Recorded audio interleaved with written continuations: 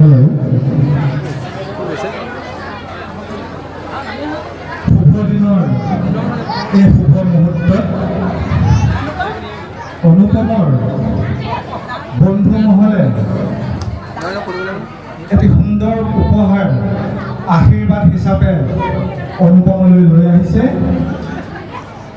উপহাৰটি অনুপমক দিয়াৰ প্ৰয়াস কৰিছে।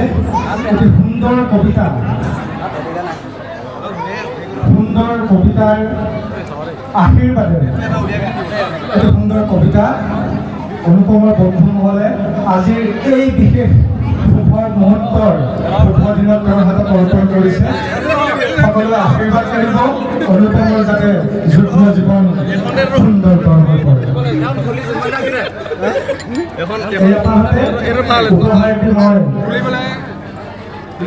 অনুপমক খুলিবৰ বাবে মই অনুৰোধ জনাইছোঁ। সুন্দৰে যে ফুলাৰ মন্ত্ৰ অহোৰাত্ৰি মাতে, সেয়েহে আজি ইমান ফুল প্ৰভাতে প্ৰভাতে। সঁচাকৈ উপহাৰটি দেখিয়ে মই ইমান আলোকিত হৈছোঁ। সঁচাকৈ উপহাৰবিলাক এনেদৰে হ'লে, এনেকুৱা হ'লে থাকি যায়। পুৰাটো জীৱন অনুপমৰ এইখিনি স্মৃতি সজীৱ হৈ থাকিব।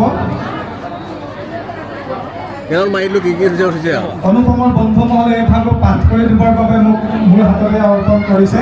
মই এই ভাগ পাঠ কৰি দিব লৈছোঁ। পৃথিৱীভাজন আছোঁ অনুপম। প্ৰথমেই আন্তৰিক অভিনন্দন। ভাবিলেই আচৰিত লাগে যে আজি তোৰ বিয়া। একো নাই দে,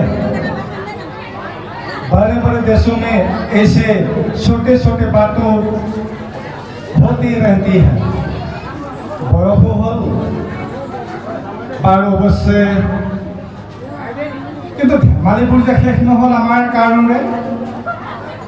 স্কুলীয়া দিনৰ সেই শেষ বেঞ্চখনত আৰম্ভ হোৱা কাহিনী কত দিন, কত মাহ, কত বছৰৰ পিছতো একেই আছে। আজি থাকিব আজীৱন, পাহৰিব নোৱাৰিম কোনো কাহানী।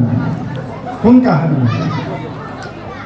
মনত আছেনে তোৰ সেই দিনবোৰ যেতিয়া জীৱন আছিল, য'ত নাছিল মেট মৰা হেঁপাহৰ বলে নোৱাৰা ভাৰ, আছিল কেৱল অকণমানি ঠাইবোৰ, জনা নজনা অভিমানবোৰ। সেইবোৰ লৈয়ে যে কৰিছিলোঁ অতি মনৰ, সেইবোৰ লৈয়ে যে কৰিছিলোঁ আমি মনৰ আকাশ প্ৰসাৰ। সেই যে LP স্কুলৰ শেষ নোহোৱা কথাবোৰ, বৰা বাইদেউ, জয়া বাইদেউ, দত্ত ছাৰ, লাহন ছাৰ আৰু কেতিয়াবা নতুন ছাৰ, ৰাতুল ছাৰৰ ধেমালি আৰু মৰমবোৰ। সেই স্কুলৰ শেষত বাৰীৰ পাছত আম আৰু মধুৰিআমবোৰ আছেনে বাৰু এতিয়াও? সৰস্বতী পূজাত জিকি পোৱা মাটিৰ তলত সযতনে পোতা সেই মাৰ্বলবোৰ। বয়সখন বিশেষ আছিল। ময়ো সেই বয়সতে পঢ়িছিলোঁ, ভাল লাগিছিল। বয়সখন বিশেষ আছিল। আমি ডাঙৰ হোৱা দিনবোৰ, হানি সিঙৰ গানবোৰ, ক্ৰিকেট খেলা সময়বোৰ, ধেমালিতে প্ৰেম গোন্ধোৱা কথাবোৰ, সোনকালে স্কুল যাম, আজি তাইক চাম, কালিলৈ আমুকক, আৰু শেষত প্ৰিন্সিপালৰ অফিচত গালি খাম। আৰু কি বাকী থাকিল? বন্ধুত্বৰ মোনাখনত আৰু গোটাচেৰেক বন্ধু গোটোৱাৰ হিচাপটো কেইটামান আজিও ৰ'ল আপোন হ'ল, বেছিভাগ হেৰাই গ'ল সপোন হ'ল। জাজি কলেজৰ কথাও আছে এসোপা।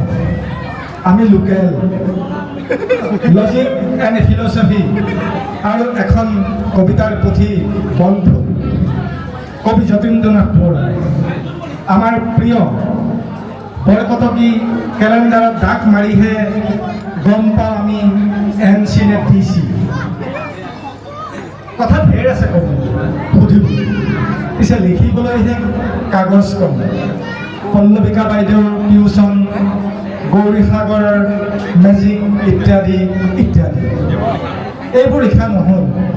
যে কি নহওক বন্ধু, তোৰ বিয়াখন আমাৰ বাবে এক উৎসৱ আৰু ইয়াক উদযাপন কৰিম আমি হেঁপাহেৰে। আমি গৌৰৱান্বিত যে তই তোৰ জীৱনৰ এক নতুন অধ্যায়ত প্ৰৱেশ কৰিছ। তোৰ আন্তৰিকতা, তোৰ মৰম, তোৰ আদৰে আমাক সদায় বান্ধি ৰাখিছে আৰু এতিয়া সেই মৰম আদৰেই হওক তোৰ সহধৰ্মিনীৰ জীৱনৰ পোহৰ।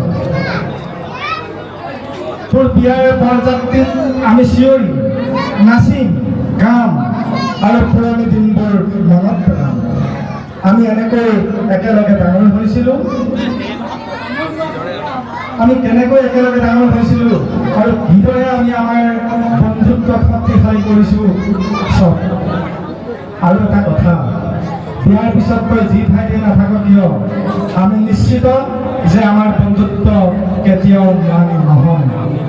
প্ৰাৰ্থনা ইমানেই, তোৰ নতুন জীৱনটো হাঁহি, সুখ আৰু সীমাহীন প্ৰেমেৰে পৰিপূৰ্ণ হওক। সময়বোৰ হওক গহেনীয়া, তই আৰু তোৰ হেৰা অৰ্থাৎ অংগীতাৰ সম্পৰ্কটো এনে এক উদাহৰণ হওক যাতে মানুহে কয় আচলতে এয়াই প্ৰকৃত প্ৰেম, প্ৰকৃত সম্পৰ্ক। মনত ৰাখিবি, সদায় মনত ৰাখিবি, সদায় মনত ৰাখিবি আমাক। আমি তোৰ উন্মাদ বন্ধুবৰ্গ আৰু আমি সদায় তোৰ বন্ধু হৈ থাকিম, আজি কালিলৈ আৰু চিৰদিনৰ বাবে। প্ৰান্তত মৰম আৰু শুভেচ্ছাৰে তোৰ বন্ধু